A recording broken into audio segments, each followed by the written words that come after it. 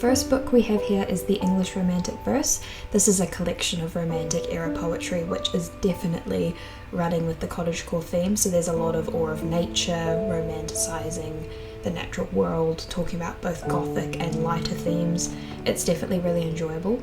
It's about 354 pages and I would rank it as being a medium to easy read, especially if you're into classical literature. You'll find this pretty straightforward.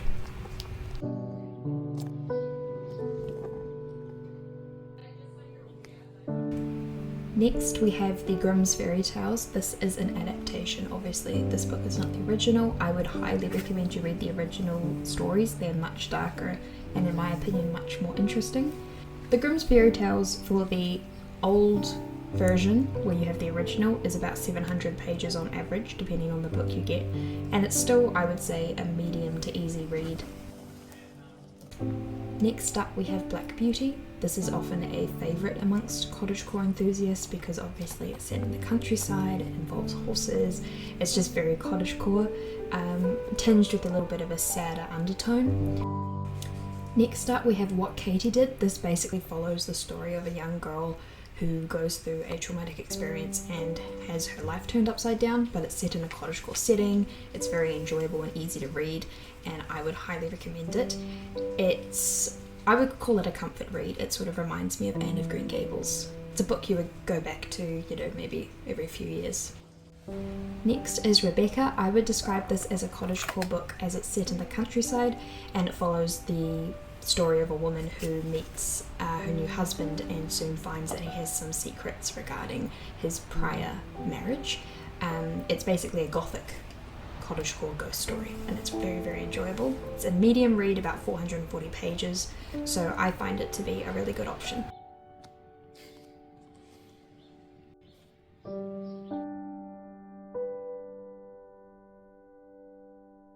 Next we have The Tenant of Wildfell Hall. A little bit of information about this book. This was actually removed by Charlotte Bronte after Anne's death because it was thought to be too controversial because it addresses themes of alcoholism and abuse.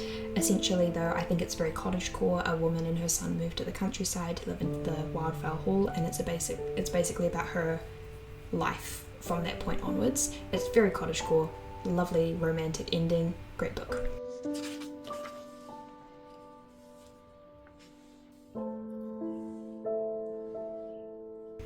Next we have Sailing Moonlight. This is a fairly new book. I really enjoyed this one. It's actually set in the same country as me, New Zealand. It's set just after the World Wars, I believe, and it's all about going back to the basics, living simply, and a man moves to the countryside to his grandfather's old cottage and basically rebuilds and farms out there while running away from his past. So it's a really interesting read and I thoroughly enjoyed it and would recommend it.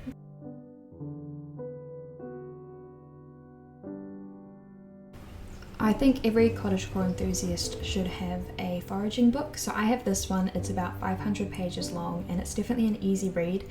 I use mine as a reference, so I don't just sit down and read the whole thing, I sort of go back to it, and it's really great if you can get one in a travel size. Obviously this one isn't, but they do have them out there so that you can take them when you go on your foraging expeditions.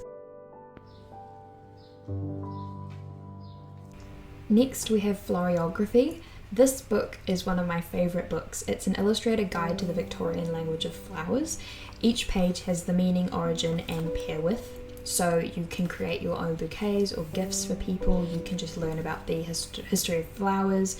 It adds a lot of whimsy, and I think it also adds some intention when you give gifts or bouquets, and also when you just have flowers around your home. I just found it really interesting and it's a very beautifully illustrated book. Botanical Curses and Poisons is honestly one of the most interesting books I've read recently because it's a historically accurate book all about the ways that poisons were used throughout history. It goes into mythology, poetry, actual cases that were documented down in science of incidents where poisons were used and how they were used and the reasons behind it. It's just really interesting. So for anyone who's a history buff or into witchy stuff or cottagecore, this is for you.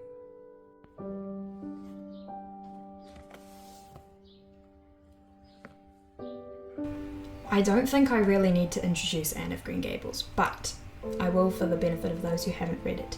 This book is awesome. It's fun, it's classic cottagecore, it's beautifully set, and I think the entire series just follows through her life so well. Obviously it was adapted into a TV series. I personally haven't watched it, I stick to the books, but I definitely recommend reading this if you haven't. It is core in cottagecore. Two Shakes of a Lamb's Tail. This is again set in my own country, New Zealand, and it's about 304 pages, definitely an easy read. Basically, it's these entertaining diary entries from a real vet, and it talks about her life, and it's very fun. There's a lot of humour in it. It's really enjoyable if you just want something light and you want to hear a little bit about real cottagecore, what it's actually like to live in the country. And yeah, it's a really enjoyable book. I definitely recommend that one. When It All Went to Custard is a really fun cottagecore book. It's set in the countryside, and it's basically about a woman who is navigating life after a nasty breakup. And she's at risk of losing her family farm, and she has a lot of, everything went to custard basically. And it's just really enjoyable. It's set in the countryside, you get a lot of small town, getting to know the characters, there's a lot of gardening. It's just really enjoyable. The Pretty Delicious Cafe is another great book by Danielle Hawkins. It's very similar to When It All Went to Custard. I feel like the main character is very similar. It's about a woman and her best friend, and they run a cafe in a small town, and it's just really enjoyable because it's fairly trivial themes but very entertaining, fun, light, great thing to read, just before you go to sleep at night. I really enjoyed this book. It's just great, easy read. It's got some recipes at the back too. Making Your Mind Up is another great cottagecore book. So it's a cozy romance set in this really idyllic small town. Basically the main character is single with her 2 kids living in this lovely little cottage, and then ends up becoming entwined with someone who appears in the story. Obviously I want to be careful I don't give too much away. It's a fairly predictable storyline, but it's really enjoyable, it's super easy to read, and it has cottagecore themes throughout.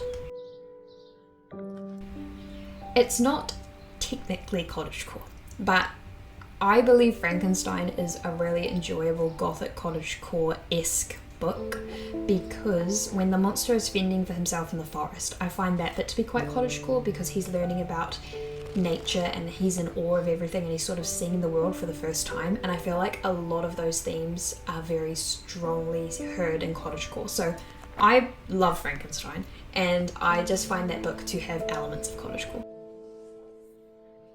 So A Year in Provence follows the life of a man and his wife, I believe, who moved to rural Provence in France, and they set up a homestead and they get to know the locals and the culture, and it's such a cottagecore book because it's everything to do with cottagecore and more. It's really enjoyable to read. It's split up into January to December, so you get a bit of each month and season, and it's so cozy to read. It's definitely one I recommend.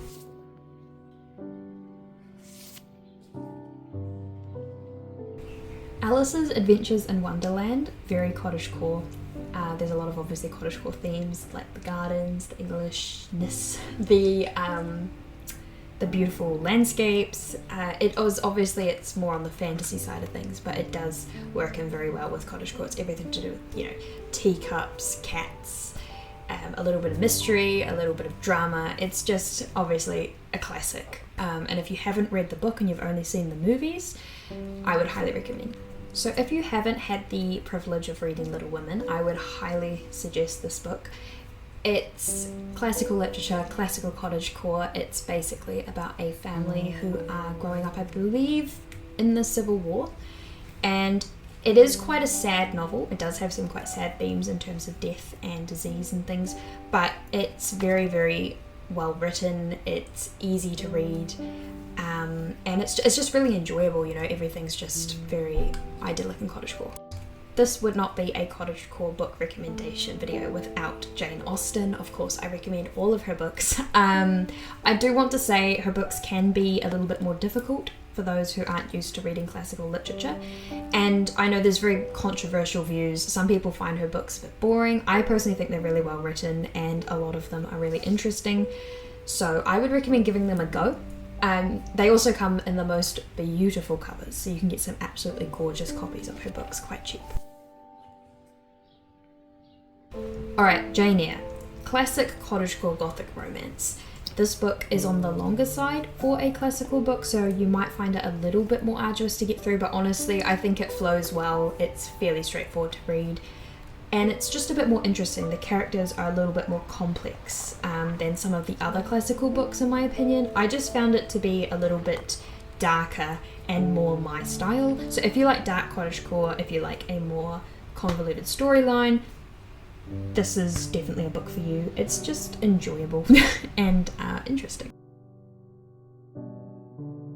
Next we have the Beatrix Potter tales. If you haven't read the originals, these are really fun. They're just little short stories. If you can find the original mini books like I have, they're really great. Mine were passed down to me, but you can often find them in thrift stores and that sort of thing.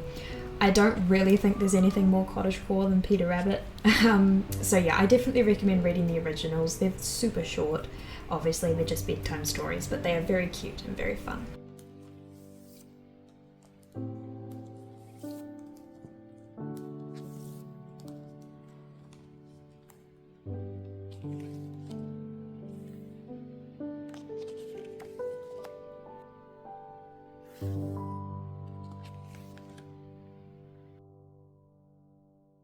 So I hope you guys enjoyed hearing a few of my favourite cottagecore books and that it gave you some inspiration for what you might want to read in the future.